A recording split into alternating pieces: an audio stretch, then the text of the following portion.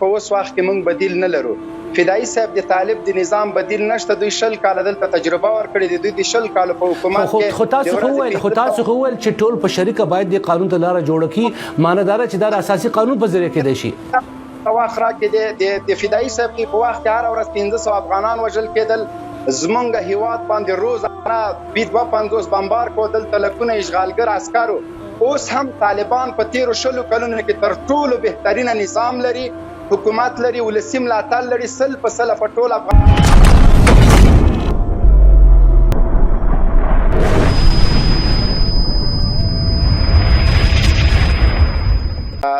د عدلي وزارت د فیصلې نه چې کله هم من خبر شولو په دغه رابطه باندې شخص انداز ما خپل شخصي نظر د دې تاییدوم.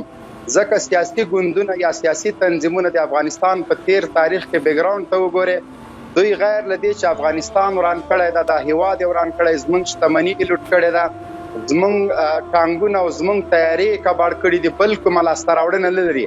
فرض مثال د سیاسي ګوندونو کې د هر یو نوم کتا سو واخلي، بیا سابقه سیاست او کریر تلاش ته هغه به حتما له یو استخباراتي کړۍ سره مستقیمه اړیکه لري. د افغانستان په ویجاړولو کې د دوی رغم د رول ده.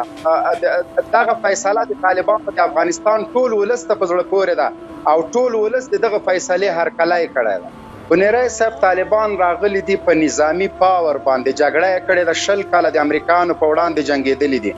دلته اشغال او د اشغال په وړاندې هر افغان مسلم حق د اشغال په وړاندې قرباني ورکړي، جهاد وکړي.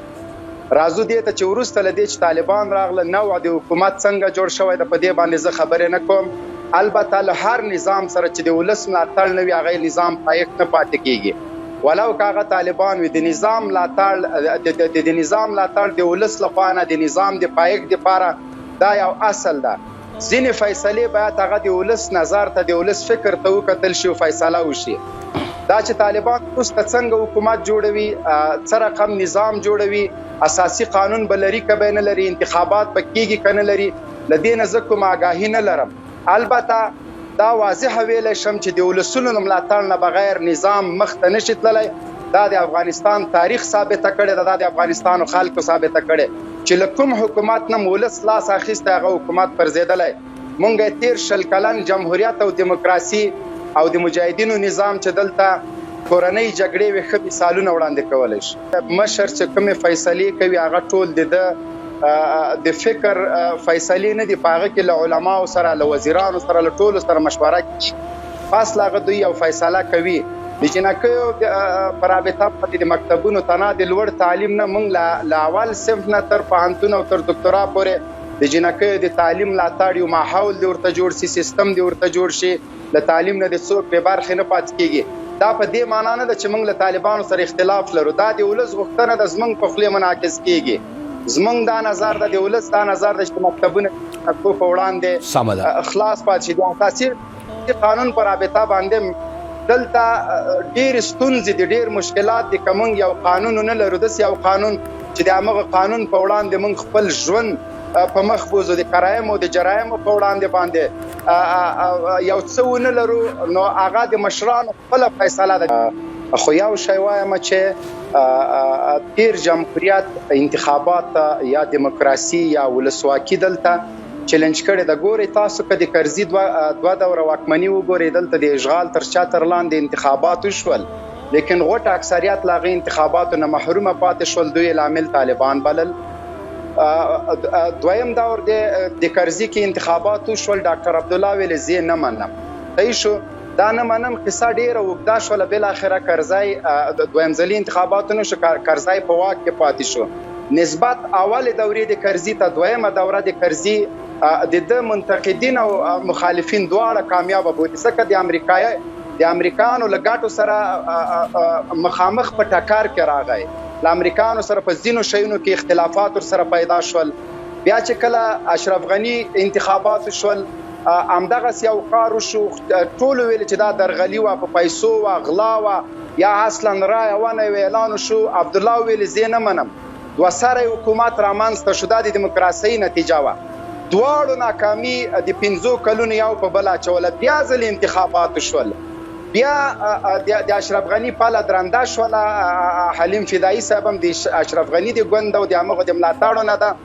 عبد الله بیا ویل زه نه منم چې کله ویل نه منم بیا دوه سره حکومت راغی همدغه انتخابات همدغه دیموکراسي همدغه له غرب نه راغلی یو څه چې په افغانانو تحمل شو د نتیجه ورنکړله د ارګ په 2 کیلومترۍ کې دوه کسانو ویل چې زه ولسمشر یم عبد الله ویل زه ولسمشر یم او اشرف غني ویل زه ولسمشر یم اوله فیصله د انتخابات هم د ولس رایو ته ونه کتل شول فیصله جانګیري وکړله دوه سره حکومت راوسته په دویم ظلم مایک پامپیو او خلیلزاد فیصله وکړه دلته بیا ولسواکي او د خلکو رایه څه شوله چې دوه کسان په یو هیواد کې ولسمشران دي یعنی په یو موټر کې دوه شټرنګ لګېدلي یو خواته کش کو بل خواته اصلا دغه دیموکراسي دغه انتخابات د باور چې له لاسه لاړه دا هم د همدغه جمهوریت او هغه څوک چې په افغانستان موبین خان صاحب فدایي صاحب ویل چې کچېرته طالبان یو مشکل سره مخ کېږي یا نظام کې مشکلات راځي نو بیا موږ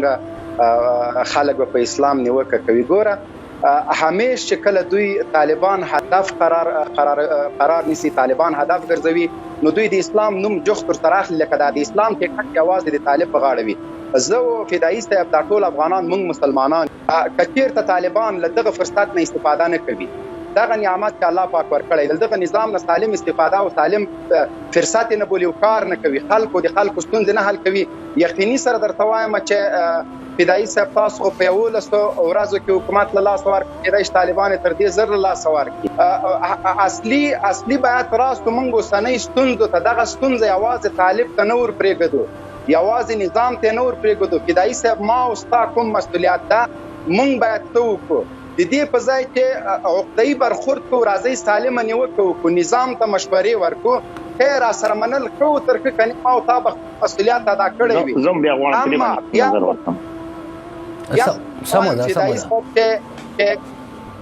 اوس مونږ ته تر هر څه مهم د نظام ساتل دي مونږ په داسې حالت کې نه یو چې نظام یا د جګړې لخوا یا د انتخاباتو یا له هر طریقه چې وي د نظام بدیل مونږ نه لرو ما سره وخت کم پاتې کېږي صاحب اصلا د طالبانو د حکومت په اوس وخت کې مونږ بدیل نه لرو فدایي صاحب د طالب د نظام بدیل نشته دوی 10 کال دلته تجربه ورکړي دي دوی 10 کال په حکومت کې خو تاسو خو ویل چې ټول په شریکه باید د قانون ته لار جوړ کړي معنادار چې دا اساسي قانون په ذریعہ کې دی شي واخره کې د فدایي صاحب په وخت کې هر ورځ 1500 افغانان وژل کېدل زمونږ هیواد باندې روزانه 250 بمبار کېدل تلکونه اشغالګر عسکرو اوس هم طالبان په 13 کلونو کې تر ټولو بهترینه نظام لري حکومت لري ولسی ملاتړ لري سل په سل په ټول افغانستان کې حاکم دي په 3 کالو کې اوازنای وسنای نظام ده چې سل په سل په ما تاسو ما سره 10 سکند پاتې کېږي موبین خان صاحب اساسي قانون ولې نه جوړوي سم مشکل سره